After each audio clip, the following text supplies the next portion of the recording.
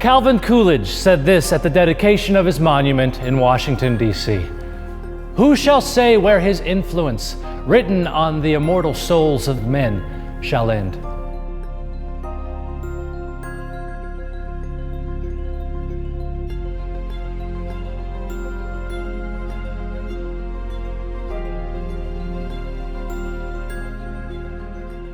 Lincoln heard of him in his youth.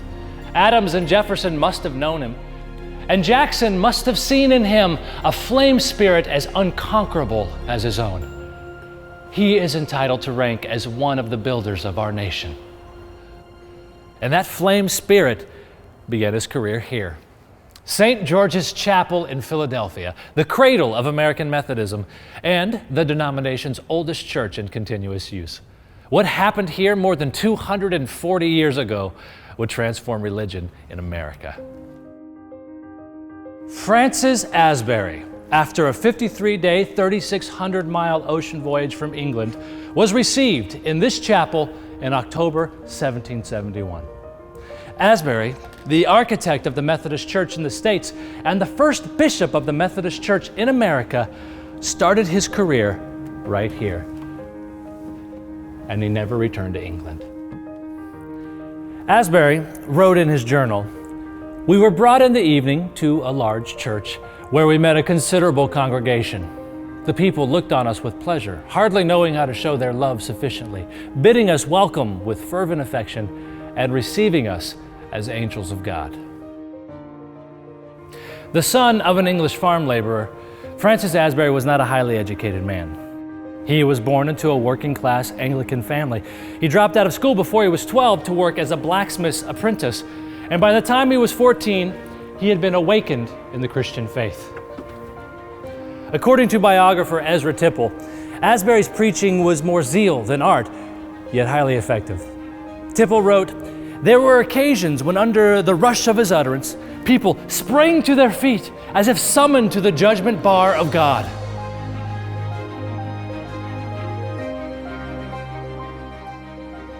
Within days of being received by the St. George's congregation, he went into the mission field. He preached everywhere he could, pushing himself so hard that he fell ill that first winter in America. This was the beginning of a pattern. Over the next 45 years, he suffered from colds, coughs, ulcers, and eventually chronic rheumatism, which forced him off his horse and into a carriage. Yet he continued to preach. Organization was Asbury's gift.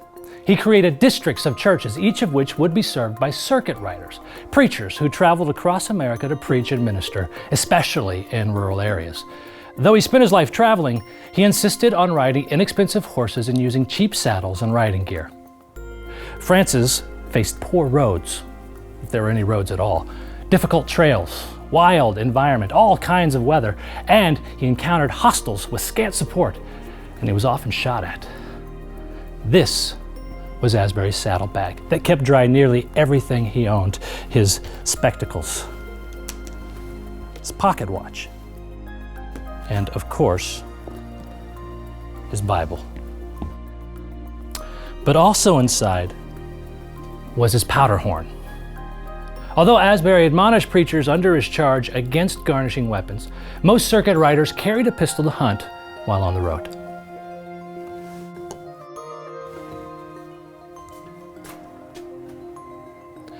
Asbury hated slavery and petitioned George Washington to enact anti-slavery legislation. He wrote in his journal, "O Lord, banish the infernal spirit of slavery from thy dear Zion." He also ordained Richard Allen, the first African-American Methodist preacher and the founder of the African Methodist Episcopal Church. In 2016, a stamp honoring Allen was issued by the United States Postal Service. Asbury had the numbers to prove he was the ultimate leader and circuit rider. With no home of his own and never marrying, Asbury was always in the saddle. For 41 years, he rode on horseback nearly 300,000 miles, preached 16,000 sermons, and ordained 4,000 ministers. And while bishop, the ratio growth of Methodism outpaced the growth of the U.S. population. But those impressive numbers would never have been possible without a special meeting that occurred 13 years after being received in Philadelphia. The meeting was held near Dover, Delaware, and would give birth to the Methodist Church.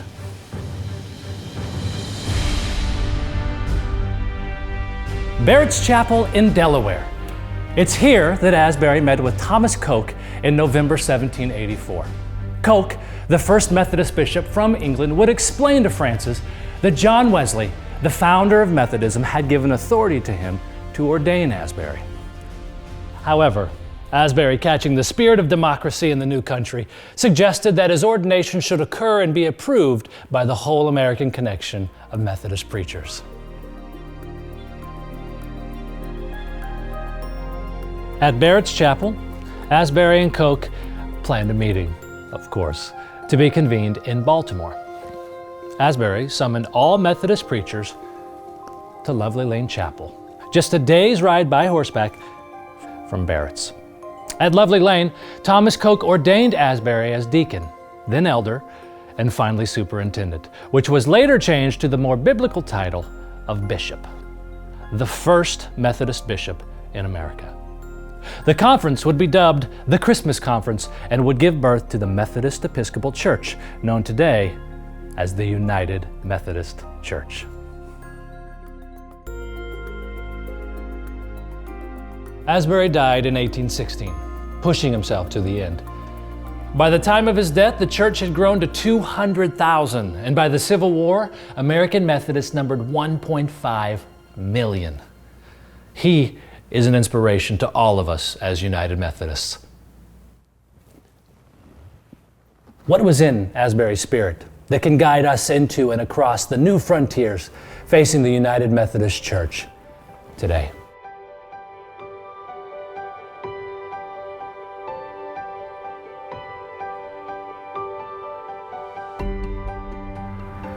Like Asbury, we are still writing, still spreading the word of God's love in Jesus, still itinerating, still overcoming obstacles and challenges, still crisscrossing the mission field.